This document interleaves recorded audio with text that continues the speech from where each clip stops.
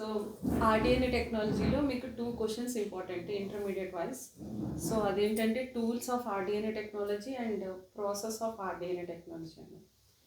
ఈ 2 క్వశ్చన్స్ యాక్చువల్గా మీకు 3 క్వశ్చన్స్ కదా ఎస్ఎస్. 3 ఎస్ఎస్ నుంచి 1 is from cycles, another is from these 2 questions tools and process, and third one is from tissue culture and plant breeding and sewage treatment అన్నమాట. So మీకు కనుక ఈ 2 క్వశ్చన్స్ వస్తే మీరు సైకిల్స్ వేయక్కర్లేదు. So there will be choice అన్నమాట. But ఇది బుర్రబెట్టి వినాలి. So what are the tools required for the rDNA technology means the first one is restriction enzymes.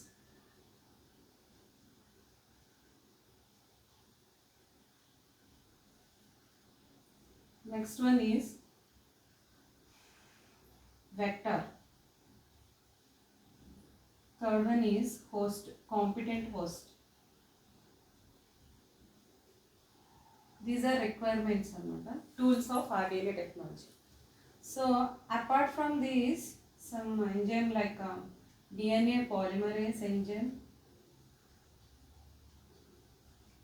and DNA ligase. These are the tools of RDNA technology. So the first one is what? Restriction enzymes. So దీని గురించి తెలుసుకోవాలి ముందు. What are restriction enzymes, అసలు అవి ఏందా ఉపయోగపడతాయి rDNA టెక్నాలజీలో అంటే యాక్చువల్గా రెస్ట్రిక్షన్ ఎంజైమ్స్ లేకపోతే ఆర్డిఎన్ఏ టెక్నాలజీ లేదు.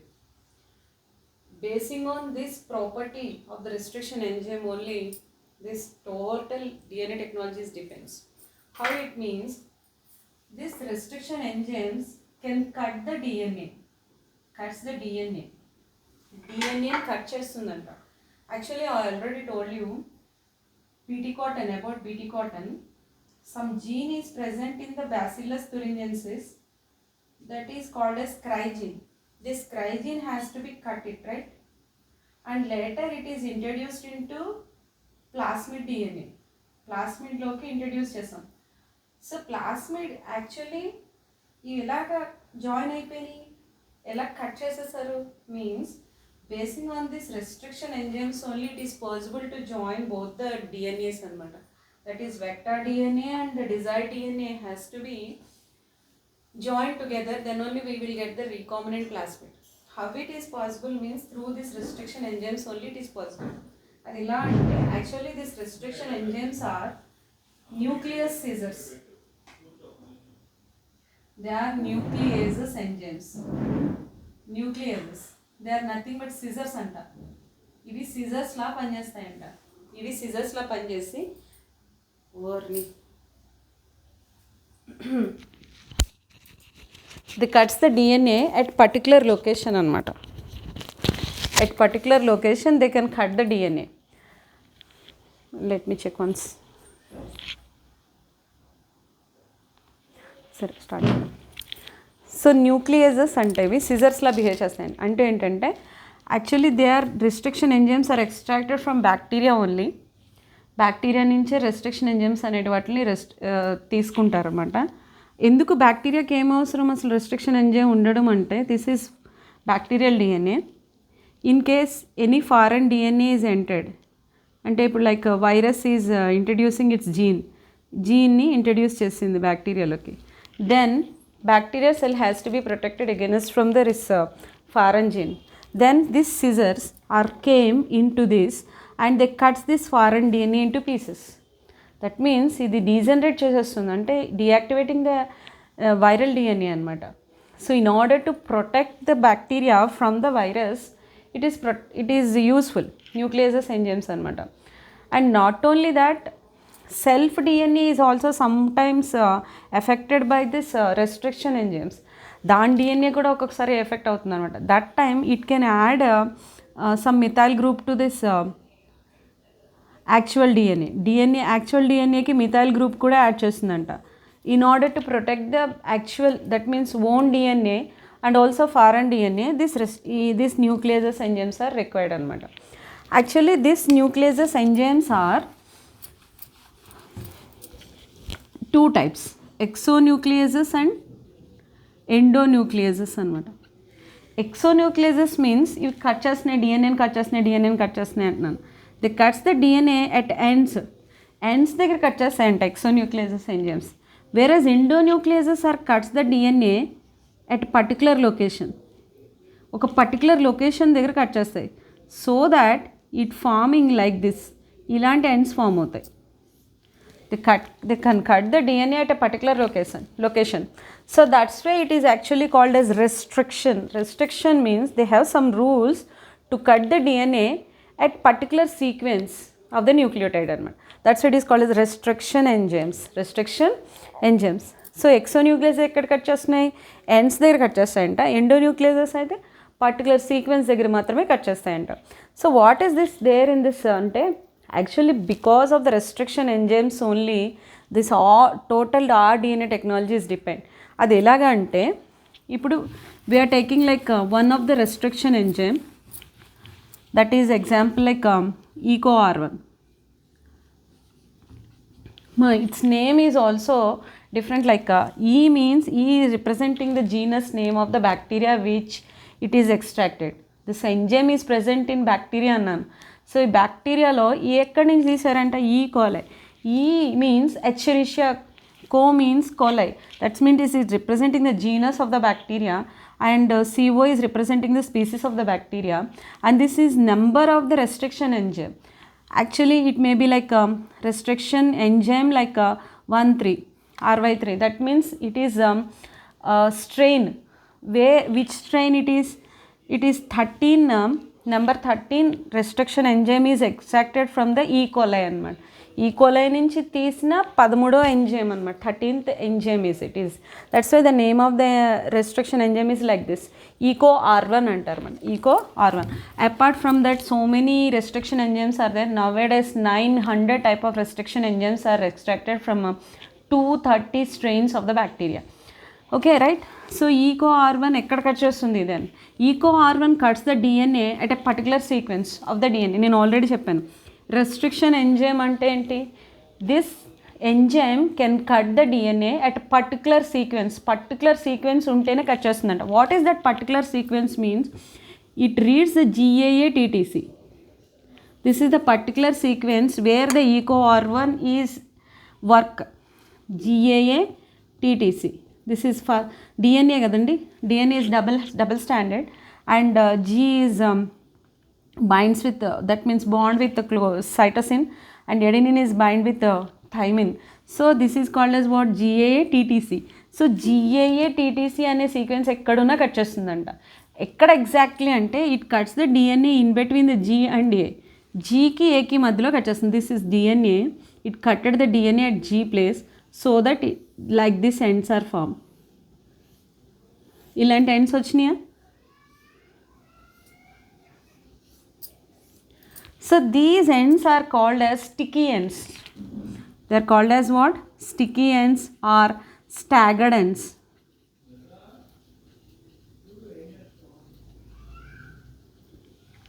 సో ఇది ఎంజైమ్ అనమాట. This is one of the tool. So now దీనికి ఈ RDNA టెక్నాలజీకి ఏంటి యూస్ఫుల్ అంటే, మనం డిజైర్డ్ DNA ఉంది కదండి. మన డిజైర్డ్ DNA అంటే ఇప్పుడు మనం BT కోట్నే తీసుకున్నాం.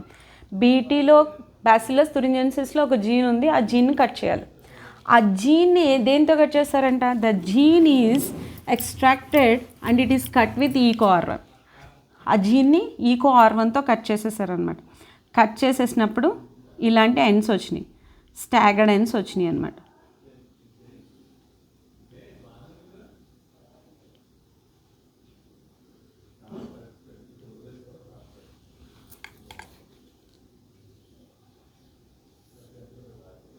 ఇలాంటి ముక్క వచ్చిందనమాట.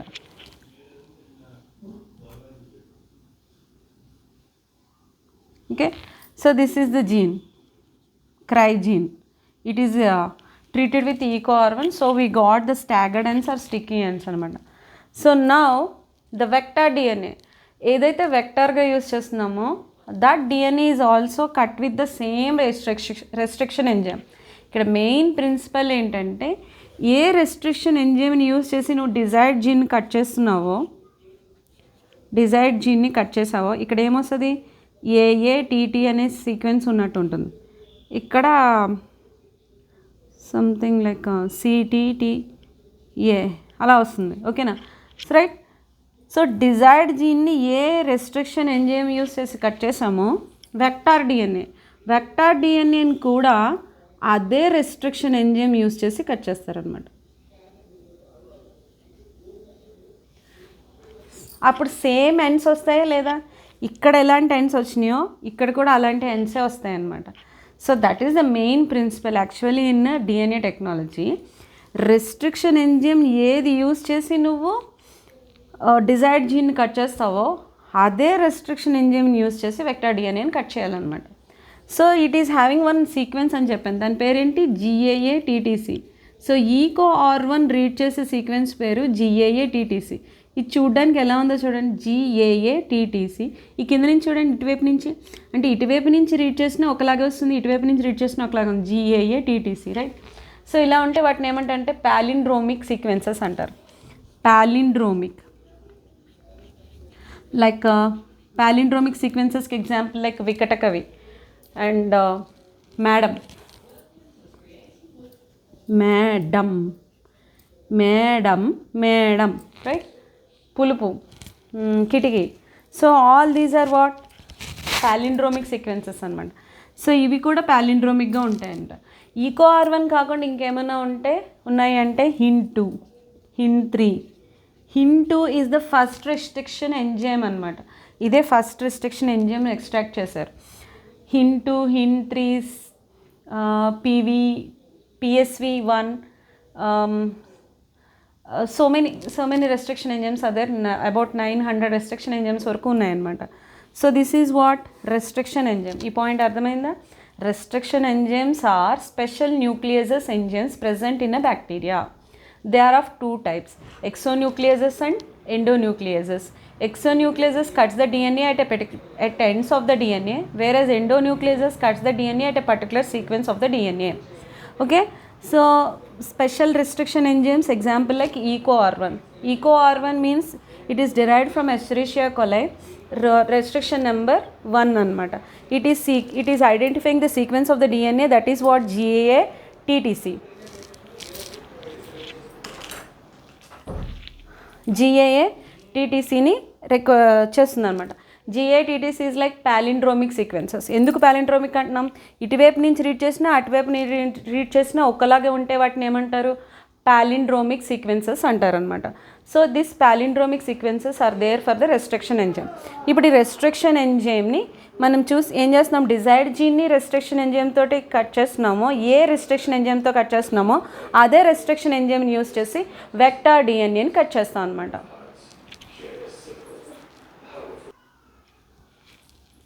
సో అది రెస్ట్రిక్షన్ ఎంజైమ్స్ గురించి. Next we will move on vector. What is vector? Vector is nothing but carrier అని అర్థం. సో ఇప్పుడు ఈ జీన్ని హోల్డ్ చేసేదానికి ఒక క్యారియర్ ఉండాలి. ఇప్పుడు ఆల్రెడీ మనం బీటీ కాటన్ నుంచే చెప్పుకుందాం. బీటీ కాటన్లో మనం క్రైజీన్ తీసుకున్నాం, ఆ క్రైజీన్ని కట్ చేసాం. సో మనకి ఇలాగొక సమ్ క్రైజీన్ వచ్చింది.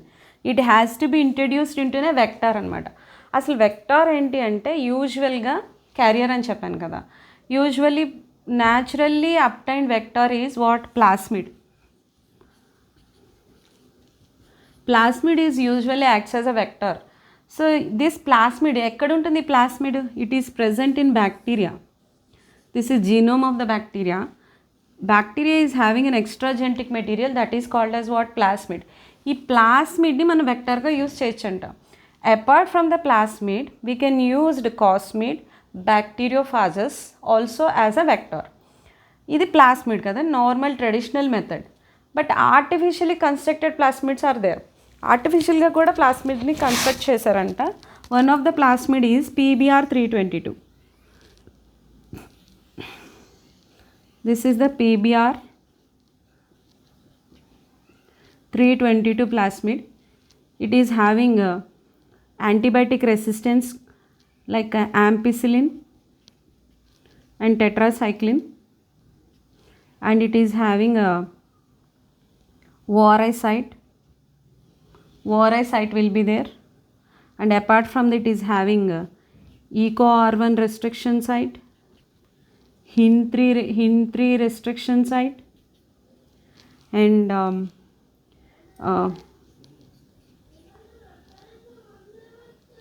PSV1 restriction site, SAL1 restriction site,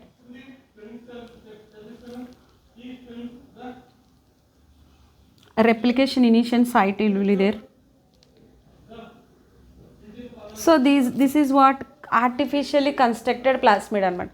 Normal plasmid will be present in bacteria kada. Apart from that, it is artificially constructed plasmid like PBR 322. PBR అంటే దీని రైటింగ్ కూడా చూడండి. P అంటే స్మాల్ p రాయాలి. BR means Bolivar and Rodriguez, వీళ్ళిద్దరూ construct చేస్తారనమాట ఇది. The number of this plasmid is 322. So PBR 322 అని తీస్తారు. And apart from that one more is there, that is PUC 19, PUC 18, PUC 101. So like that artificially constructed plasmids are there. This plasmid, what are the features should be there in a plasmid? Plasmid ki A properties ఉండాలి? ఇదేం చూడండి, PBR 322 is a well known plasmid అనమాట. ఈ plasmid పేరేంటి? PUC అని అంటున్నాను. PUC అంటే university of California they are introduced that plasmid అనమాట. సో PUC అని పేరు వచ్చింది దానికి అలాగా, right.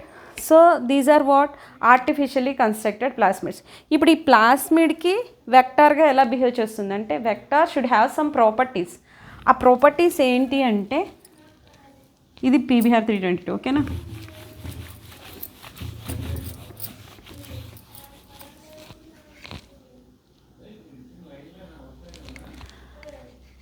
Right. So vector should have first దానికి ORI సైట్ ఉండాలి, origin of replication initiation site. ORI site ఉండాలి. ORI site means what? Origin of replication initiation site. Replication initiation site అనమాట. So this is very important. ఎందుకు అంటే నువ్వు లోపలికి మన foreign gene introduce చేసిన తర్వాత అది డబల్ అవ్వాలా లేదా అంటే రెప్లికేషన్ జరగాలి. ఈ ప్లాస్మిడ్ మళ్ళీ డబుల్ అవ్వాలి. అలా డబుల్ అవ్వాలి అంటే దానికి ఒక సైట్ ఉండాలి where exactly that's DNA polymerase will bind అనమాట. ఆ బైండ్ అయితేనే అది డబల్ చేస్తుంది. ఆ సైట్ని ఏమంటారు? ORI సైట్ అంటారు, origin of replication initiation site. మరలా చెప్తున్నాను, ఇప్పుడు ఇది డబల్ అవ్వాలి. ఈ ప్లాస్మిడ్ నుంచి ఇంకో ప్లాస్మిడ్ రావాలా లేదా? ప్లాస్మిడ్ రావాలి అంటే DNA పాలిమరేజ్ బైండ్ అవ్వడానికి ఒక ప్లేస్ ఉండాలి. ఆ DNA పాలిమరేజ్ బైండ్ అయ్యి కొత్త ప్లాస్మిడ్ని తయారు చేస్తుంది అనమాట. ఆ సైట్ ఎక్కడైతే DNA పాలిమరేజ్ బైండ్ అవుతుందో ఆ సైట్ని ORI సైట్ అంటారు, origin of replication initiation site అనమాట. So this is the first property of a vector. వెక్టార్కి ఉండవలసిన మెయిన్ ప్రాపర్టీ అనమాట. And next, it should have antibiotic resistance. Antibiotic resistance ఉండాలి ఈ ప్లాస్మిడ్కి. ఎందుకు అంటే మనం ఇప్పుడు బ్యాక్టీరియాస్ని ఇంట్రడ్యూస్ చేసేసి వీటిని మనం ఫారెన్ జీన్ ఇంట్రడ్యూస్ చేసేసి బ్యాక్టీరియా కల్చర్ని పెంచుతున్నాం. ఇక్కడ పెట్రిప్లేట్లో మనకి నెంబర్ ఆఫ్ కాలనీస్ వస్తాయి. అంటే యాక్చువల్గా బ్యాక్టీరియాకి ఫుడ్ మెటీరియల్ ఉందని చెప్పక్కర్లేదు కదండి. బ్యాక్టీరియా వేరే బ్యాక్టీరియాస్ కూడా గ్రో అయిపోతాయి. ఇప్పుడు మనకు కావాల్సిన బ్యాక్టీరియాస్ ఇక్కడ గ్రో అవుతున్నాయి. మనకు కావాల్సిన బ్యాక్టీరియాస్తో పాటు అంటే డిజైర్డ్ కాలనీస్ ఇవి. ఇక్కడ డిజైర్డ్ కాలనీస్తో పాటుగా అన్డిజైర్డ్ కాలనీస్ కూడా ఉంటాయి. అన్డిజైర్డ్ కాలనీస్ని డిజైర్డ్ కాలనీస్తో ఎలా డివైడ్ చేస్తాము అంటే this plasmid if it is having antibiotic resistance. అంటే ఇప్పుడు నేను ఆల్రెడీ PBR 322లో వేసాను, యాంపిసిలిన్ అని టెట్రాసైక్లిన్ అని రెసిస్టెన్స్ వేసాను. అంటే ఇవేంటివి? యాంటీబయాటిక్స్. ఇప్పుడు నువ్వు ఈ పెట్రిప్లేట్ని యాంపిసిలిన్ ఉన్న సొల్యూషన్లో పడేసినప్పుడు ఏమవుతుందంటే ఏవైతే అన్డిజైర్డ్ కాలనీస్ ఉన్నాయో అవన్నీ చచ్చిపోతాయి. డిజైర్డ్ కాలనీస్ మాత్రమే బ్రతుకుతాయి. ఎందుకు అంటే desired colonies are having a plasmid which have ampicillin resistance. Ampicillin అనే యాంటీబయాటిక్కి రెసిస్టెన్స్ ఉంది కాబట్టి అవి బ్రతుకుతున్నాయి అనమాట. So in order to select the desired colonies it should have one antibiotic resistance. అర్థమైందా లేదా? అంటే మనం జీన్ క్లోనింగ్ చేసేసిన తర్వాత మనకు కావలసిన బ్యాక్టీరియల్ కాలనీస్ని ఐడెంటిఫై చేయాలి అంటే ఒక యాంటీబయాటిక్ ఉండాలి ఆ ప్లాస్మిడ్కి, ఆ వెక్టార్కి. సో అందుకోసం మనం ఈ యాంటీబయాటిక్ రెసిస్టెన్స్ ఉన్న వెక్టార్స్ని తీసుకోవాలన్నమాట, రైట్.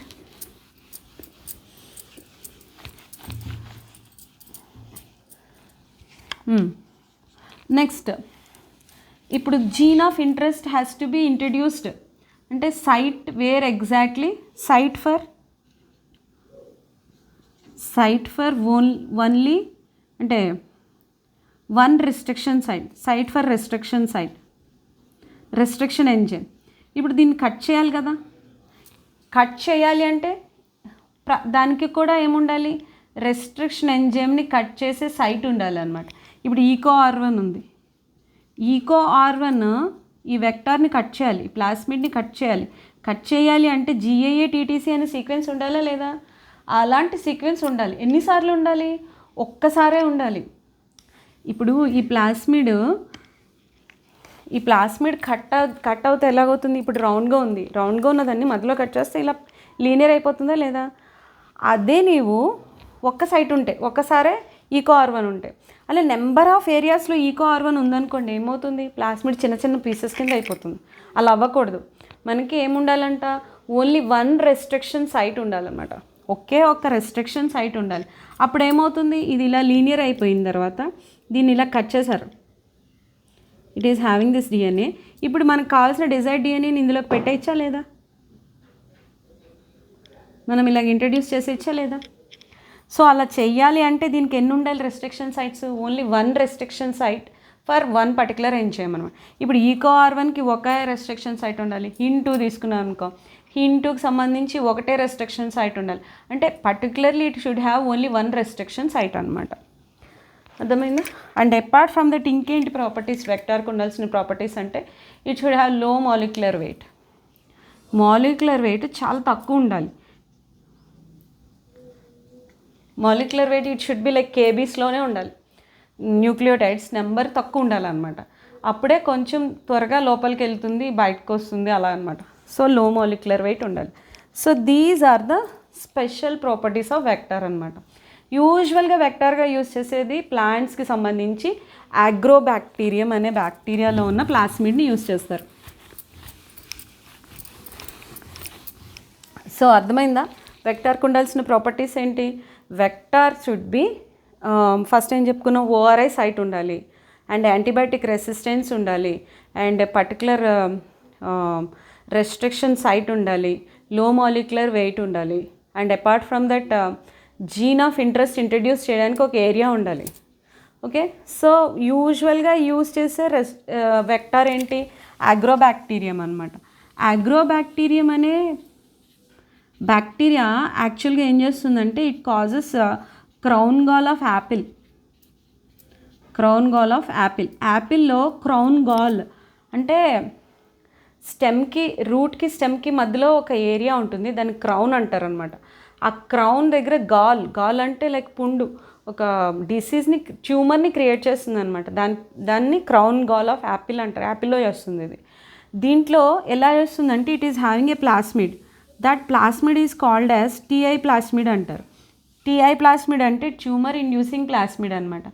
ఈ ప్లాస్మిడ్ని మనం వెక్టార్గా యూస్ చేసుకోవచ్చంట. అంటే దీనికి చాలా ప్రాపర్టీస్ ఉంటాయన్నమాట, like ampicillin, tetracycline, resistance and ORI site, low molecular weight, all the features what we are studied before, all these characters can be seen in TI plasmid అనమాట. So we can use this TI plasmid అనమాట. ఈ TI plasmidని use చేస్తారు. ఎలా use చేస్తారంటే the gene which is causing the ట్యూమర్ని create చేసే part ఏదైతే ఉందో దీంట్లో, అంటే క్రౌన్ గాల్ని క్రియేట్ చేసే పార్ట్ ఏదైతే ఉందో ఆ పార్ట్ తీసేసి ఆ పార్ట్లో మన డిజైర్డ్ జీన్ని ఇంట్రొడ్యూస్ చేస్తారన్నమాట. It can affect the plant, but it can't cause the disease. And apart from that, can be the gene which is used, అంటే మన డిజైర్డ్ జీన్ లోపలికి వచ్చేస్తుందా లేదా, అంటే హార్మ్లెస్ ప్యాథోజన్ అయిపోయింది ఇది. ఈ హార్మ్లెస్ ప్యాథోజన్ యూజ్ చేసి కూడా మనం ఇంట్రడ్యూస్ చేసేయచ్చు అనమాట. సో దిస్ ఈజ్ వాట్ అగ్రోబ్యాక్టీరియంకి సంబంధించిన vector. Okay, understood. So TI plasmid ఉంటుందన్నమాట అది. So this is about vector. So already we discussed about restriction enzymes, vectors అయిపోయింది. నెక్స్ట్ ఏంటి? కాంపిటెంట్ హోస్ట్ అనమాట.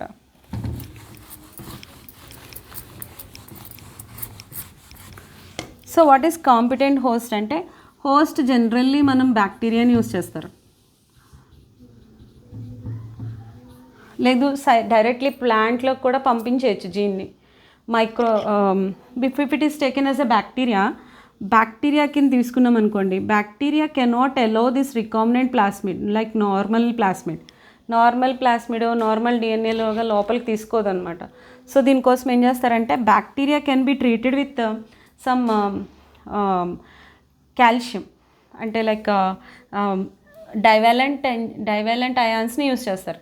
సో ఆటోమేటిక్గా ఏమవుతుందంటే సెల్ వాల్ పోరసిటీ పెరుగుతుంది. అంటే సెల్ వాల్ టైట్గా ఉన్న సెల్ వాల్ లైక్ సాల్ట్లో దాంట్లో వేయగానే ఏమవుతుందంటే సెల్ వాల్కి అంటే సెల్కి మధ్యలో ఉండే గ్యాప్స్ పెరుగుతాయి అనమాట. So now this plasmid can introduced into the bacteria అనమాట. అలా లోపలికి వెళ్ళిపోతుంది. సమ్ టైమ్స్ వెళ్ళలేదనుకోండి ఏం చేస్తారంటే first this bacteria treated with ఐస్లో పెడతారు. తర్వాత they are changed immediately to the temperature like 45 degrees centigrade దగ్గర తీసుకెళ్ళిపోతారు. మరలా అగైన్ ఐస్లో పడేస్తారు అనమాట. ఆటోమేటిక్గా ఏమవుతుందంటే సెల్ యొక్క పెర్మేబిలిటీ పెరిగిపోతుంది. Now this plasmid can jumped into this bacteria అనమాట. So this is what competent host. So these are the requirements for the tools of the rDNA technology అనమాట. సో ఇవి use చేస్తారు. Direct ప్లాంట్లో కూడా introduce చేసేయచ్చు అన్నాను కదా, అది ఎలా చేస్తారో నేను ప్రాసెస్లో చెప్తాను. So these are about tools of rDNA technology. I hope you can realise this and you can understand this. Thank you.